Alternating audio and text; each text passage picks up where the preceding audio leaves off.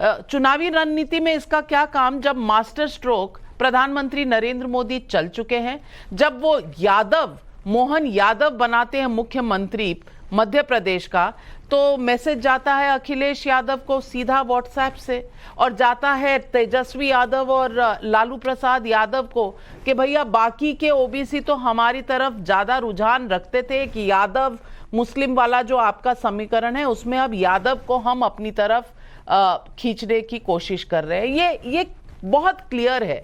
और आप है कि ब्यूरोक्रेट्स की भर्ती और इस पर सवाल उठा रहे हैं, जबकि ये सारे रूल्स कांग्रेस के बनाए हुए हैं। नाविका जी, मैं गौर से आपकी बात को सुन रहा था, और जो आपने विश्लेषण किया, भाजपा का विश्लेषण किया, जिसको आपने मास्टर स्ट्रोक का, तो ये मास्टर स्ट्रोक सबसे बहुत डर लगता है कि जब भी माननीय प्रधानमंत्री जी मास्टर स्ट्रोक करते तो कभी ना कभी कुछ लाइन में खड़ा रहना पड़ता है। लेकिन ये आपने जो मास्टर स्ट्रोक कहा, ये वही चीज़ है, भाजपा वही कर रही है जो कांग्रेस जब सत्ता में थी, पावर में थी, केंद्र में वो कर रही थी। कास्ट इक्वेशंस और हाईकमान तय करता है कि मुख्यमंत्री कौन बनेगा, और आपने तो काफी कवर किया है सभी राजनीतिक दलों को, तो इसमें कौन सा मास्टर स्ट्रोक है? जो कांग्रेस करती थी वही भाजपा करती थी। हाँ, बस यही गुजारिश है कि भाजपा हिपोक्रेट ना बने कि हमारे वहां बहुत ज्यादा लोकतंत्र है, हम पार्टी विद डिफरेंस है। वसुंधरा जी का अगर वो क्लिप आप प्ले कर दे, जब राजनाथ सिंह जी ने उनको चिट्ठी दी कि आपको नाम पढ़ना है, वसुंधरा जी आश्चर्यचकित हो गई कि ये नाम मुझे पढ़ना ही थी, कि भाजपा का अंदरूनी मामला है, उनको बहुत बहुत बधाई हो। लेकिन भाजपा कुछ अलग नहीं कर रही जो कांग्रेस कर रही है, वही कर रही जो कांग्रेस कर रही थी। तो इसमें अलग क्या है? तो भाजपा क्यों कहती है कि हम पार्टी विद डिफरेंस है? पहली बात। दूसरी बात, माननीय प्रधानमंत्री जी ने कहा, आपने उनका बाइट सुनाया कि मेरे लिए सिर्फ 4 ही जाति है।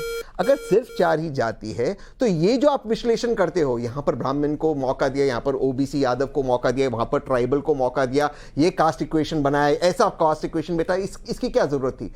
मूल बात मैं ये कहना चाहता हूं कि भाजपा वही कर रही थी जब कांग्रेस सत्ता में थी, कोई अलग चीज नहीं कर रही थी, और किसी भी दल में लोकतंत्र नहीं है, और भाजपा भी नहीं है। हाईकमान ने तय किया ये नाम हमको चाहिए, कांग्रेस में भी नहीं है, ये तो आप मानते हैं। अगर यही तो आरोप भाजपा लगाती थी कि हम पार्टी विद डिफरेंस है, किसका वोट लिया गया? किससे पूछताछ की? प्रधानमंत्री जी ने एक चिट्ठी भेजी, उनका अंदरूनी अधिकार है। कास्ट कॉम्बिनेशन पे क्या सभी दल करते? तो इसमें कौन सी नई बात हुई? सुधांशु त्रिवेदी जी, नई बात कोई नहीं है। जो फॉर्मूला कांग्रेस पार्टी का था आपने अपना बना लिया, इसको मास्टर स्ट्रोक कैसे कहा जाए? एक लाइन में सुधांशु जी को कहना चाहता था, मैं जानता नहीं था उन्होंने ज्वाइन किया। सुधांशु जी, सुधांशु जी एक ही लाइन, आपने पार्लियामेंट में जो स्पीच दिया उसके लिए आपको बहुत बहुत बधाई, बहुत वायरल हुआ है स्पीच, तो बहुत बधाई उसके लिए आपको।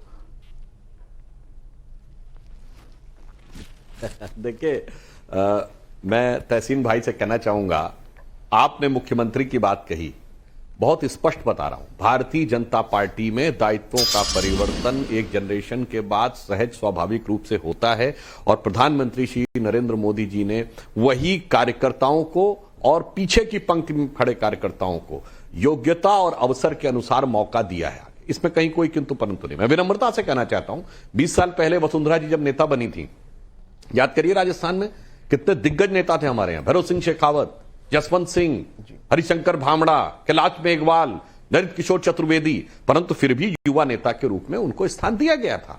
और जिस जमाने में शिवराज सिंह चौहान जी बने थे, उमा भारती जी कितनी बड़ी नेता थी, सुंदरलाल पटवा जी थे, उस जमाने में कैलाश जोशी जी थे, बड़े बड़े दिग्गज नेता थे।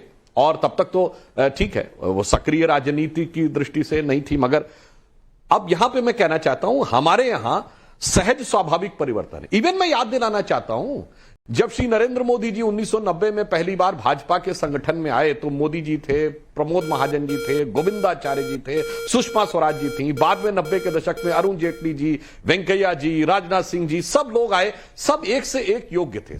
आज जब आए तब सबको लगा अरे ये कैसे? जब शिवराज जी आए थे तो वो कितने लो प्रोफाइल माने जाते थे, उमा भारती जी के उस ग्लैमर के मुकाबले लोग लगता था ये क्या, शिवराज जी ने प्रूव किया।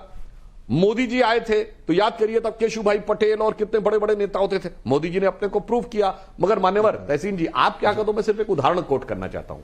आज ही वैसे प्रणब मुखर्जी जी की बेटी शर्मिष्ठा जी ने एक पुस्तक लिखी है जिसमें बहुत कुछ लिखा है कि प्रणब दा का क्या विचार था, मगर प्रणब दा की एक पुस्तक के विमोचन के समय मैं याद दिलाना चाहता हूं मनमोहन सिंह जी का बयान, जो उन्होंने सोनिया जी की उपस्थिति में बोला। उन्होंने कहा कि जब मुझसे प्रधानमंत्री बनने के लिए कहा गया तो मैं प्रणब दा के पास मिलने गया, मैंने कहा प्रणब दा आप मुझसे अधिक योग्य हैं। आगे मनमोहन सिंह जी ने कहा प्रणब दा आप सबसे अधिक योग्य हैं। मगर मैडम ने मुझसे कहा है प्रधानमंत्री बनने के लिए। तो आपके अंदर की कहानी ये, जो आपके आखिरी प्रधानमंत्री थे, और पहले प्रधानमंत्री जवाहरलाल नेहरू, अप्रैल 2016 1946 की उस बैठक में, जिसमें एक वोट मिला पट्टाभी रमैया को, एक वोट मिला कृपलानी जी को, शेष सारे वोट मिले सरदार पटेल को, प्रदेश समितियों के 0 वोट मिले जवाहरलाल नेहरू जी को, और वो बन गए। तो जनाब आपकी तो कहानी 80 साल से आपके अपने लोग, और ये जो मैंने कोट किया ना तहसीन भाई, ये मौलाना आजाद की किताब इंडिया मीन्स फ्रीडम में इसका डिटेल है, आचार्य कृपलानी की किताब माई डेज विद गांधी में है, दुर्गा दास की किताब India from Curzon to Nehru and thereafter में, और मैंने प्रणोदा की किताब का तो पहले ही कोट किया, और आज उनकी बेटी का। तो आपकी कहानी तो आपके अपनों की जुबानी दुनिया के सामने है, मतलब इसमें कहीं कोई किंतु परंतु नहीं है। एक सवाल सुधांशु जी को। सुधांशु जी, बड़े अदब से आपसे पूछना चाहता हूं, मान ले आप ही के लॉजिक को आगे ले जाते, आप ही के तर्क को आगे ले जाते, तो अगर 2024 में भाजपा दोबारा से जीतती है, तो फिर क्या ये हम अनुमान लगा सकते हैं कि माननीय प्रधानमंत्री नरेंद्र मोदी जी कंटिन्यू नहीं करेंगे, कोई युवा नेताओं को लाएंगे?